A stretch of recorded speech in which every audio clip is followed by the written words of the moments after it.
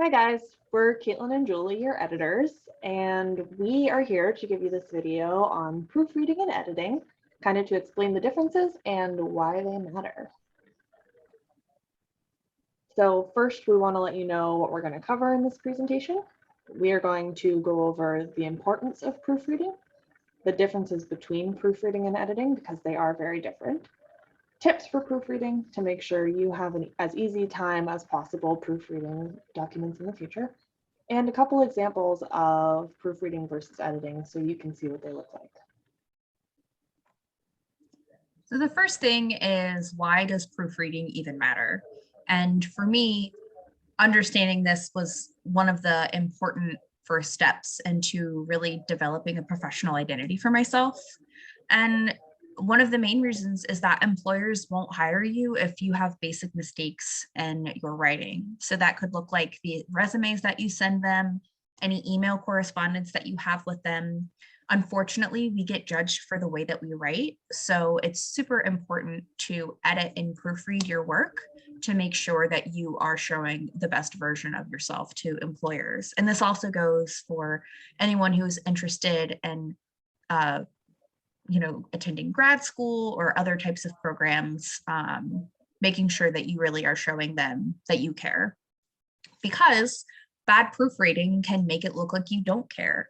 And a lot of people consider bad proofreading to be very rude, because if you don't care enough to run a simple spell check on your document, then why should I care to read your document or spend time on it?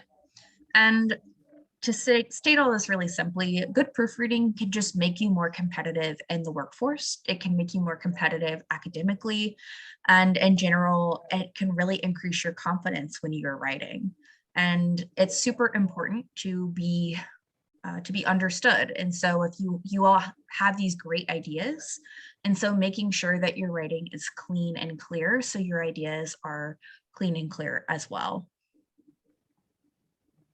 All right, so let's talk about the actual differences between editing and proofreading, because I think that's something that a lot of people, even like everyone who writes, gets confused about sometimes. So editing is mainly going to be focusing on big changes. You have structural changes where you're going to be moving things around within the document. You're going to be writing more or removing stuff and rewriting, kind of to change your ideas or to make sure your ideas are accurate or clear, and making sure that everything is in an organizational stage and status that you find to be the most clear. And editing is also done in the beginning and middle stages. Every time you create a new draft, you're going to edit it to make sure the ideas you're proposing and the structure and the organization are all accurate to what you want them to be. Proofreading is more detail oriented. It's focusing on grammar, punctuation, typos, and it's rereading for final changes, just making sure that everything you've written is really polished and clear and that there are no distracting little mistakes. This proofreading will come at the end of the process, just kind of polish up as a last step. So to reiterate, editing focuses on content and ideas more than anything, and proofreading addresses details and mistakes. Both improve clarity and readability and are really, really important. Some tips for proofreading are, at a basic kind of fundamental level, like use spell check. Spell check is your best friend. It's not going to catch everything, but it is a really great first step to catch the very basic spelling errors you may have or typos. I know a lot of people from the reports that we've read have had like double spaces in between words. Things like that are usually really easy to catch using a spell check, but they might not be as easy to catch when you're reading through your work. I like to use Grammarly. It is one of my favorite programs, and I use it on my computer. It works for emails that you're sending, and as well as typing even into Facebook or Twitter. And you can even use it in Microsoft Word. If you're on your phone has a spell check.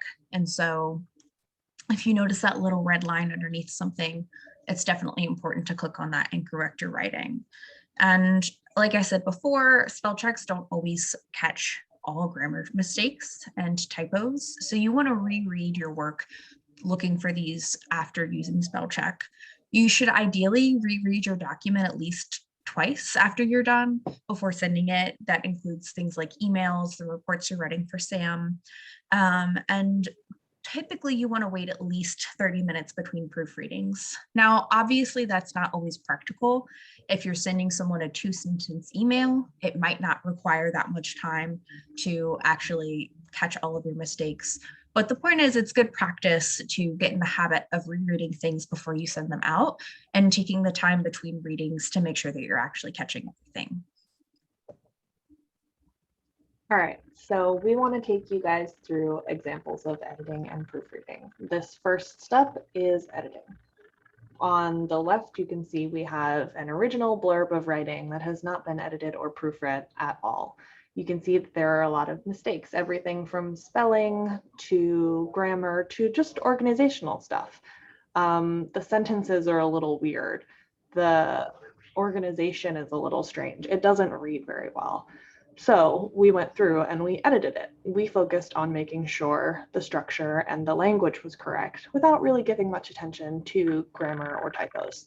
So you can see we reorganized some of the sentences.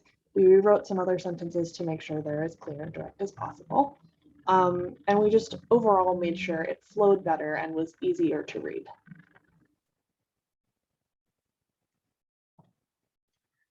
Here is now where we take it into the proofreading step. So this paragraph on the left, the edited version, that's the one that we copied from the last slide that has been edited but not proofread.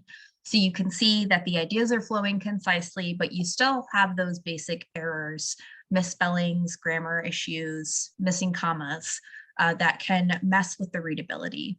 So it's not that you can't understand what we're saying, it's just that it can be distracting for your readers when there are very basic, glaring grammar and spelling and typos. So after proofreading, you can see what we added and read. We added a comma after yesterday, an A and the name of the band Samia. We formatted the titles of the songs correctly. We even took out the extra period at the extra exclamation point at the end of the sentence because it's not really necessary.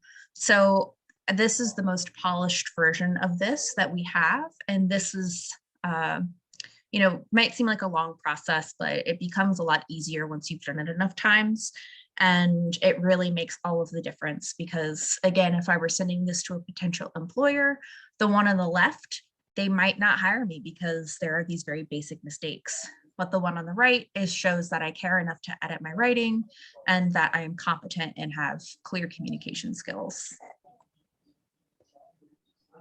All right, guys, thanks for watching. We hope this is a helpful tool for you guys and helpful knowledge, not just for school and for SAM work, but for your entire life. Every time you write something, this is going to be helpful. Please, as always, feel free to reach out to us if you have any questions or concerns at all. We are always happy to talk to you about anything.